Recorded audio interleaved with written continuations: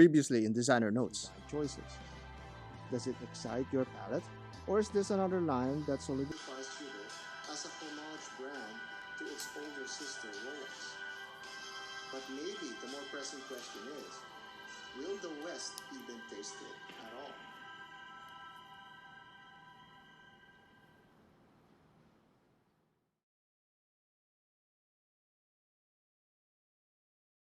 Designer notes subject 28.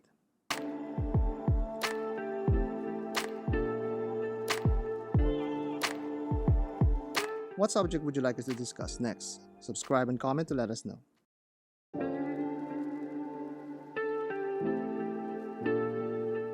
If you live in Asia, this predicament may not affect you. If you have a hankering for a beautiful Tudor Royal, the Tudor fan that you are, fret not. You can safely run to your nearest authorized dealer, secure one of these beautiful timepieces, and come back home for lunch while maintaining social distancing. But for those of us living outside the Oriental continent, here are some alternatives that we can explore. Reasonableness aside, like spending your financial reserve on more essential things than wristwatches, the Tudor Royal is already a great value for those who can relatively afford it. At $2,600, you can have a timepiece that's made by a reputable company like Tudor.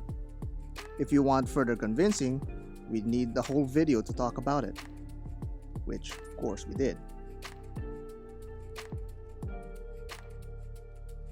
But what use is all that talk if you can't even get one in the first place? Your first option is travel. Either you travel to Asia to buy one, or you let the watch travel to your country. If you choose the latter, just be prepared for the import duties, paperwork, and the inconvenience of returning a wrong watch. Yes, that actually happens. Of course, you can imagine the nightmarish logistics of both options with our current difficult circumstances. So let's look into other watches in the market that could be an alternative to the Tudor Royal. We're going to dive into the different definitions of value that enthusiasts consider. Heritage value. The first alternative is to buy a used Rolex Datejust. Because if you're going to swing, why not swing for the fences? Why spend $2,600 for a watch that looks like the bigger sister that manufactures the iconic watch it's seemingly designed after?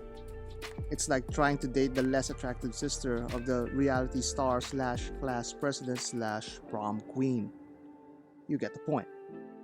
You can see all the similarities. This indeed is a solid alternative.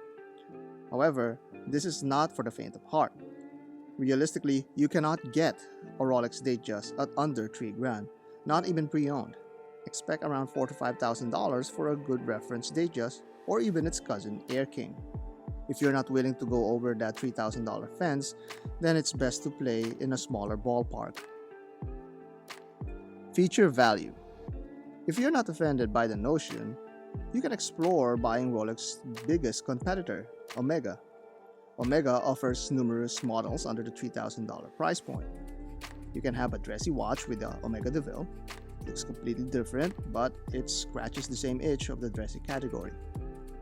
Or you can take that $3,000 and treat yourself to an Omega Speedmaster Reduced. It's sportier and a bit more functional with its chronograph complication.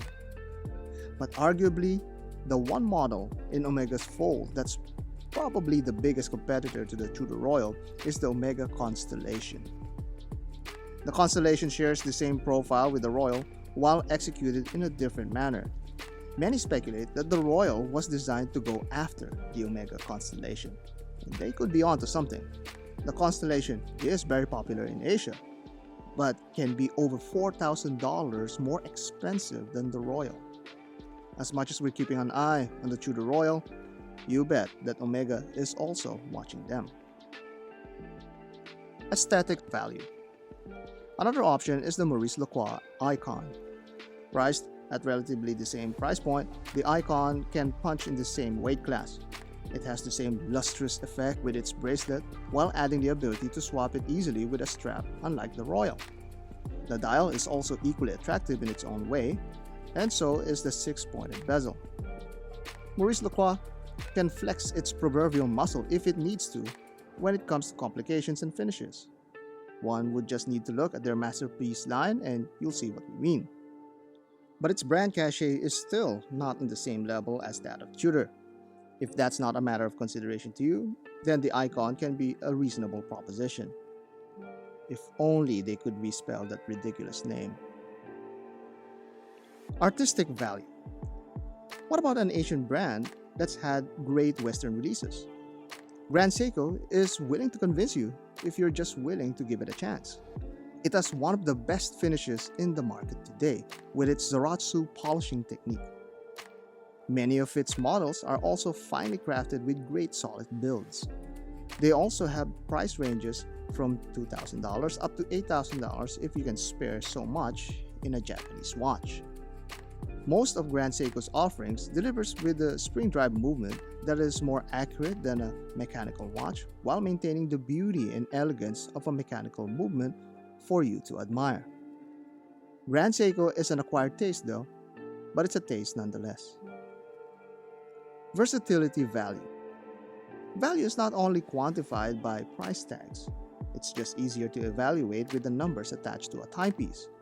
A watch that can be worn in more than one situation has value to the wearer. The Breitling Super Ocean Heritage certainly delivers in this front. The brilliant bracelet is suited for elegant sleeves and equally at home with your knitted sweaters. It has the directional bezel that hints at its utilitarian capabilities, but its shiny ceramic bezel insert adds a touch of class to the face of the watch. At just over $4,000, it's still around the same range we are trying to play with. It's easy to buy different watches for different situations, but with the Breitling Super Ocean, you only need one.